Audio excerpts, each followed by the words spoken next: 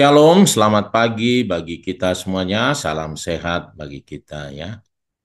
Bapak Ibu, pagi hari ini saya ingin membagikan renungan singkat kita. Judulnya adalah tempat terbaik ya, tempat terbaik yaitu duduk di kaki Yesus.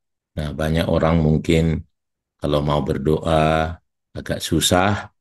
Nah, ini ada satu pengajaran bahwa berdoa, membaca firman Tuhan itu atau saat teduh ini adalah suatu tempat terbaik dari jenis pelayanan apapun. Nah, ini pernyataan dari Tuhan. Ini mengutip dari cerita Maria dan Marta, ya. Jadi mari kita lihat dulu, saudaraku. Jadi ini tempat terbaik, duduk di kaki Yesus. Banyak orang mungkin pengen sekali tempat terbaik, ya. Nah, ini mari kita lihat dulu. Lukas 10 ayat 38 sampai 42. Ya. Ketika Yesus dan murid-muridnya dalam perjalanan, tibalah ia di sebuah kampung. Seorang perempuan yang bernama Marta menerima dia di rumahnya. Perempuan itu mempunyai seorang saudara yang bernama Maria. Maria ini dekat duduk, Maria ini duduk dekat kaki Tuhan dan terus mendengarkan perkataannya. Sedang Marta sibuk sekali melayani. Ia mendekati Yesus dan berkata, Tuhan, tidakkah engkau peduli bahwa saudaraku membiarkan aku melayani seorang diri? Suruhlah dia membantu aku. Tetapi Tuhan menjawabnya, Marta, Marta, engkau khawatir dan menyusahkan diri dengan banyak perkara, tetapi hanya satu saja yang perlu. Maria telah memilih bagian yang terbaik yang tidak akan diambil daripadanya.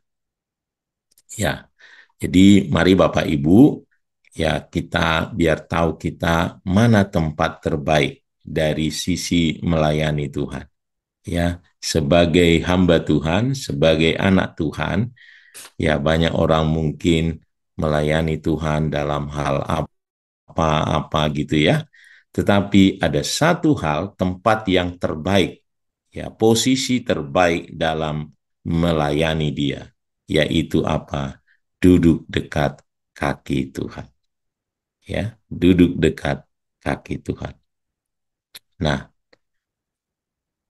saudaraku, ada 4 hal yang saya buat yang penting dari cerita ini. Ya, yang pertama adalah saudaraku, kehadiran Yesus ya adalah suatu kesempatan ilahi yang terbuka bagi siapa saja.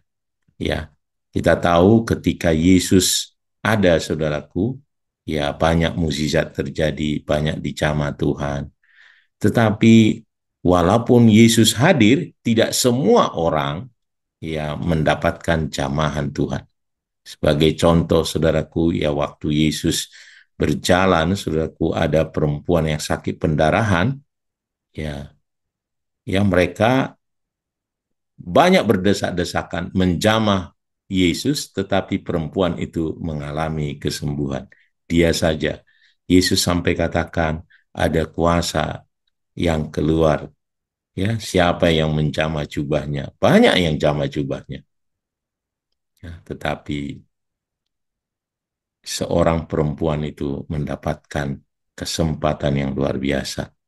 Ada banyak ingin melihat Yesus, tetapi Sakeus mendapatkan kesempatan untuk menumpang, Yesus menumpang di rumahnya. Jadi kehadiran Yesus adalah suatu kesempatan untuk mengalami perjumpaan pribadi dengan Tuhan. Ya. Nah, Marta membuka rumah. Ya, ayat 38, Yesus datang ke rumah Marta dan Marta menerima dia di rumahnya. Tetapi Maria membuka hatinya. Jadi pelajaran kita dari sini adalah jangan hanya memberi tempat bagi Yesus. Kita ikut ibadah, kita ikut kegiatan, tetapi berilah ruang hati yang penuh. Berilah sikap hati yang penuh. Ketika kita berdoa pagi hari ini, Ya, ketika kita membaca firman, mendengar firman, ketika kita pergi ibadah, ya mari kita duduk dekat kaki Yesus, yaitu apa itu? Nah, ini yang poin kedua, memilih duduk dan mendengar. Ya, ayat 39, Maria saudaranya itu duduk dekat kaki Tuhan dan terus mendengar perkataannya. Nah, duduk di kaki Yesus itu adalah posisi seorang murid yang penuh rendah hati dan haus akan firman. Ya, dia betul-betul serius, dia percaya ada sesuatu yang akan dia dapat di sini. Ya, seperti perempuan itu yang sakit pendarahan itu, dia berkata, asalku jamah saja. Lalu kalau tadi Sakeus itu mencari tahu bagaimana sebenarnya Yesus. Dia cari tahu, dia tidak mau ketinggalan, dan meskipun dia posisi situasinya tidak memungkinkan, tetapi dia usahakan sampai dia memanjat pohon ara katanya, karena badannya pendek itu.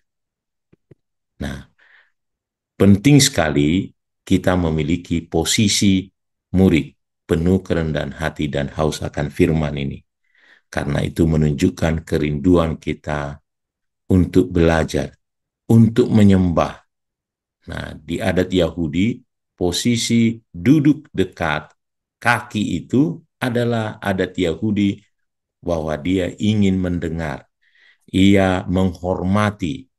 Nah, itu sikap hormat dan haus untuk mendapatkan informasi. Nah, tentu itulah posisi yang terbaik. Mazmur 1 ayat 2 katakan, mengapa seseorang bisa berhasil mendapatkan berkat Tuhan apa saja yang diperbuatnya, karena dia ada di posisi itu. Yaitu dikatakan, tetapi yang kesukaannya ialah Taurat Tuhan, dan yang merenungkan Taurat itu siang dan malam.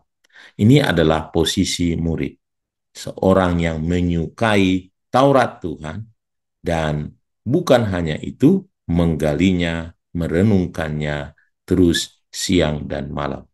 Ada rasa kerinduan, kehausan, ya, dan kerendahan hati, kelembutan hati untuk menerapkan kebenaran firman Tuhan dalam hidupnya.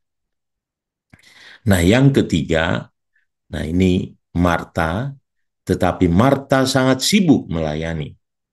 Nah, Marta, Marta, engkau khawatir dan menyusahkan diri dengan banyak perkara. Nah, tentu Yesus tidak mau katakan bahwa dia berdosa, ya. Kalau begitu bukan, tapi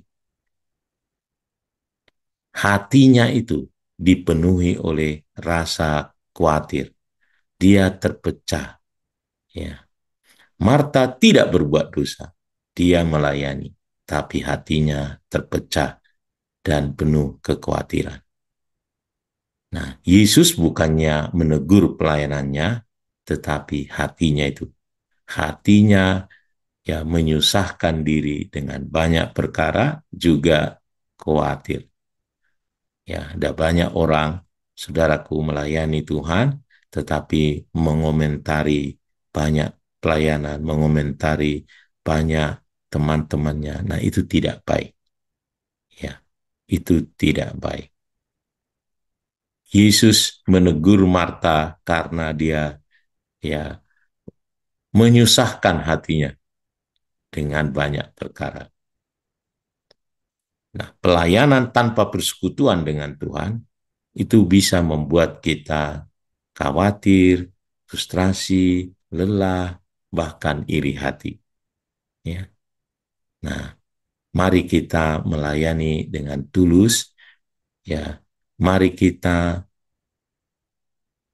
tidak persoalkan lingkungan kita, mari kita melayani, hati kita tertuju kepada Tuhan. Apa yang bisa kita perbuat, ya, tanpa mempertimbangkan apa yang sudah dikerjakan orang lain, ya. Nah, Yang keempat adalah ya bagaimana kita memilih bagian yang terbaik. Ya. Maria telah memilih bagian yang terbaik dan tidak akan diambil daripadanya. Ya, inilah tempat terbaik.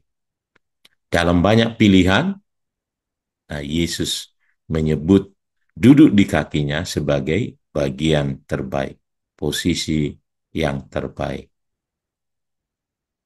Dunia bisa mengambil kesehatan, uang, bahkan pelayanan. Tetapi firman dan relasi dengan Kristus akan tinggal tetap selamanya. Ya, ini bagian yang kekal. Yesaya 48 katakan, rumput menjadi kering, bunga menjadi layu, tetapi firman Allah kita tetap untuk selama-lamanya. Mari Bapak Ibu, ya, di setiap ibadah, dari setiap doa-doa kita, mari kita mengambil tempat yang terbaik. Ya, mari kita duduk dekat kaki Yesus, mendengar firman-Nya dan bercakap-cakap dengan Dia. Ya, biar doa-doa kita pagi hari ini juga mengambil sikap demikian. Ya, Tuhan memberkati kita semuanya. Mari kita berdoa.